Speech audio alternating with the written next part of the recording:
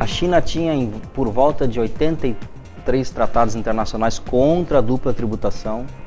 A Índia tinha em torno de 70, a Rússia em torno de 71, a Índia eram 62 ou 63 e o Brasil na época tinha 24 tratados contra a dupla tributação. Em 2013, se não me falha a memória, nós temos 29. Isso é nada no cenário internacional, nada. E nem por isso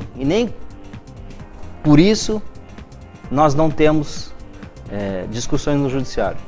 Então, com apenas 29 tratados, nós temos uma demanda hoje no judiciário, não vou dizer nome porque é uma palavra forte, mas uma grande demanda de julgamento de ações que envolvam operações internacionais no Poder Judiciário brasileiro. Então, se vocês imaginam, se nós tivéssemos mais tratados internacionais, mais discussões nós teríamos. Nós temos pelo menos 5 grandes classificações de sociedades no direito brasileiro.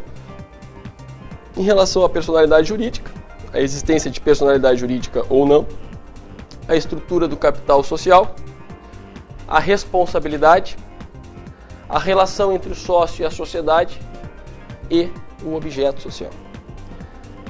As sociedades elas se diversificam em relação a essas 5 classificações. Quando nós chegamos a uma interpretação de sociedade anônima,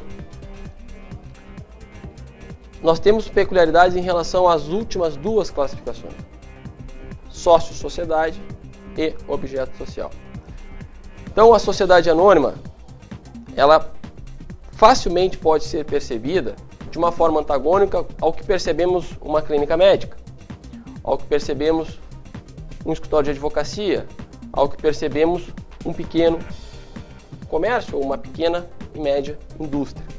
Então, a sociedade anônima, ela é uma estrutura societária feita, a sua acepção legal e a sua forma de constituição, feita e voltada para grandes empreendimentos. O problema hoje de uma gestão tributária passou a ser muito mais premente, muito mais agressivo. O fisco começou a encadear informações estaduais, municipais e federais que as empresas estão autuando sem saber, estão sendo autuadas sem saber nem o que está acontecendo. Existiam lendas do tipo imposto de doação, o ITD, é só para bem imóvel. Não, sempre foi para qualquer tipo de doação. Mas o cara só pagava sobre bens imóveis porque era a única operação que tinha registro. Estava lá e tinha escritura. E aí o cara precisava comprar alguma coisa, pedia para o pai lançar no imposto de renda. Lança lá que você me doou um dinheiro só para eu ter um respaldo na minha declaração da onde veio aquele dinheiro. E aí o pai se surpreendia agora se surpreende um ano depois, chegando lá uma autuação na casa dele, o senhor pagou o ITD daquela doação que o senhor declarou à Receita Federal? Por quê? Porque o fisco está integrado, a informação agora da Receita Federal vai direto para o fisco estadual. O artigo 74 da 2158, ele é constitucional, ou seja, ele vale para querer tributar o lucro se a empresa lá de fora é a sua controlada. Por quê? Se a empresa é sua controlada, significa que você é o dono dessa empresa. Se você é o dono, você que determina quando a empresa vai pagar lucro para você ou não. Então se você fala assim, não, essa empresa não pagou lucro para você, mas você é o dono da empresa, não faz muito sentido.